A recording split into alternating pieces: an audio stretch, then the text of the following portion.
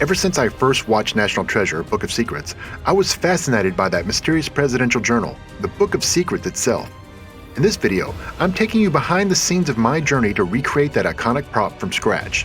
From research and design, to weathering the pages for that authentic aged look, you'll see every step of bringing this legendary artifact to life. So grab your magnifying glass, channel your inner treasure hunter, and let's dive into the secrets together.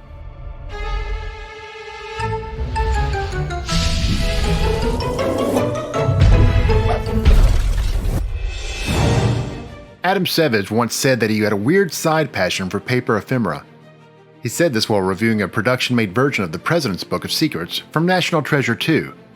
He fawned over this book, and rightly so. This is a highly sought-after prop, and was made by none other than Ross McDonald, a legend in the Hollywood prop-making industry. Ross McDonald is a renowned prop maker, illustrator, and designer celebrated for his meticulous recreations of historical documents, books, and period ephemera for film and television. With a background in illustration and letterpress printing, McDonald has brought to life highly convincing props for productions like National Treasure 2, Boardwalk Empire, John Adams, and Lincoln. Combining traditional techniques with deep historical research, he crafts everything from antique newspapers to presidential letters with astonishing authenticity. Beyond his prop work, McDonald is also an accomplished author and illustrator of children's books and runs Bright Work Press, his letterpress studio where he continues to explore the art of vintage printing. I have long wanted to create my own version of this prop ever since I saw it in the movie, and after watching Adamsavage's review of it on Tested, I knew I was going to have a long journey ahead of creating my own Book of Secrets. I initially began my research on the Replica Prop Forum, a forum where prop enthusiasts and makers alike congregate to share information and research of props across all lines of media. I guess you could say my research started there, but I wouldn't really get interested in the creation of this book until Ross McDonald released his book, Prop Man, in 2022. In his book, he documents how the Book of Secrets came about, his research, and his process in creating the book. This was also about the time that Tested released their review of the production book that was going up for auction on the prop store. It took another year for me to really get going on my research. I began by screenshotting every page I could see from the YouTube video, the behind-the-scenes DVD, auctions from the prop store, and any interviews I could find of Ross detailing his process or showing pages from his book. Ross had mentioned that besides the hero pages he had created from scratch, that he also liked to use other presidents' actual handwriting to create the filler pages. These are pages that might be seen in the movie as the actor flips through the book. He used actual handwritten samples from former US presidents, and for others he couldn't find, he contacted private owners and scoured online auctions. So I had my work cut out for me. I was going to use as many of the same resources that Ross used to source the pages used in the original production version. To outline my process, I would begin by getting a look at the page I was trying to find. In this case, it was a quick shot of a page the prop master landed on and the behind-the-scenes footage on the DVD.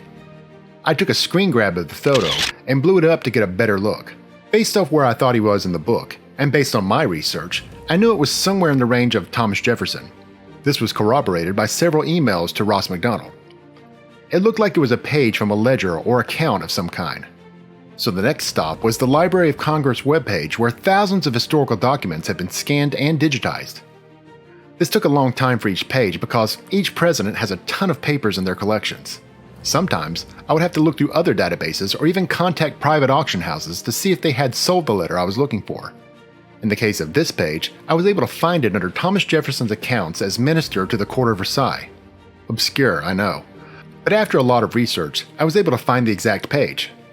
And there it is. The next step after acquiring all the necessary pages was to clean up and retouch all of them.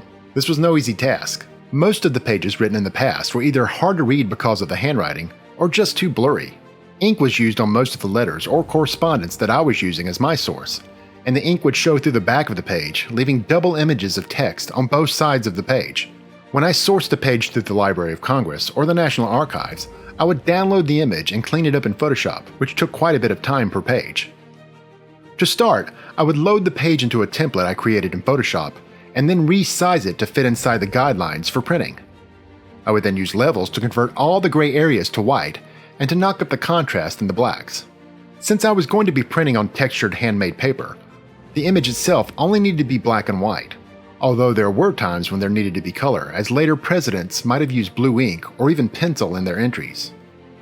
For a majority of the earlier presidents, they would have used iron gall ink, which tends to be somewhat browner than the black inks used today. After the levels change, I would use a feathered brush to erase some of the smudges around letters and words. I wasn't super careful with this since those same smudges would tend to make the page look more aged. Once I cleaned up all the pages I was going to use, I entered them into a spreadsheet so I could track what pages were retouched, where they were located in the book, and what inserts went along with them. I usually named them something I could reference later with the president, who they were writing to or about, and what the date of the writing was so I could better place it in the book. The next part of the process was the printing of the page and the assembly of the text block. The original paper was called Gutenberg paper, a cream-colored textured paper that comes in big sheets. It's made in Germany and is fairly expensive. I decided to go a less expensive route and ordered handmade textured paper from Amazon. Because of the type of binding I was going to do, I could print the pages separately and bind them later. I used my spreadsheet to determine the order of the page and printed the images on the front and back of each sheet on a laser printer. I then used a cutting template I created to cut the page to the correct size to be used in the book. After I assembled all my pages, I placed it into a book press with the spine face up and applied a layer of acid-free PVA glue to the spine.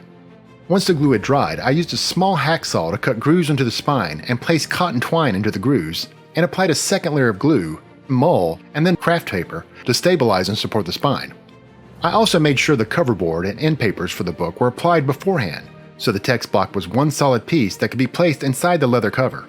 As you can see, the leather cover is the first thing you see when the book appears in the movie.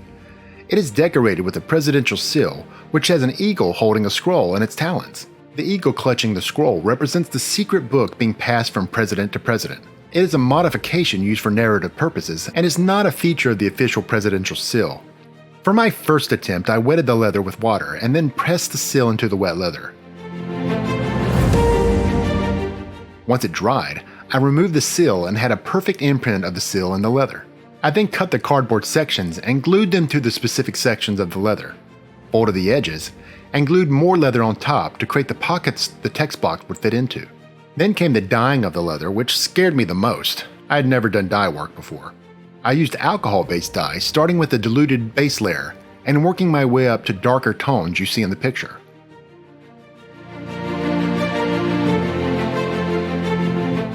It was then time to darken the seal. I used an acrylic sealer to apply a resist to the seal so the paste I was using to antique the area would not get stained. I applied the antiquing paste to the seal, let it sit for a minute, and then quickly wiped it off. I then applied one last coat of sealer to the seal. I then sewed military buttons onto the cover so that I could later tie the cover closed. I weathered the buttons by applying a layer of black acrylic paint, letting it dry, and then gently sanding the high points to show the metal underneath. I attached a round leather cord to the cover, and it was done. Ross also created custom inserts for the book. I used images from his book and images from the prop store to determine what I would need to include in mine and where they were to be placed in the final version. One of the final steps that needed to be done was weathering of the pages and inserts of the book. This book would have been thumbed through, carried in bags and cases, subject to moisture, skin oils, and ink-smudged fingers, so it needed to look the part. Ross mentioned in an interview that he did not like to use coffee and tea to weather his pages because of the high acidity content. The acid in these liquids would yellow the page too much and eventually make them brittle. Instead, he likes to use watercolor and watered-down dyes. If it was good enough for him, it was good enough for me. I wetted the outside pages of the text block with plain water and then used several washes of brown watercolor to stain and weather the book. The wicking action of the wet pages would soak in the watercolor and create a natural weathering as if the book had been handled a lot. I also used various weathering dyes, colored chalk, and watercolors to age the various inserts.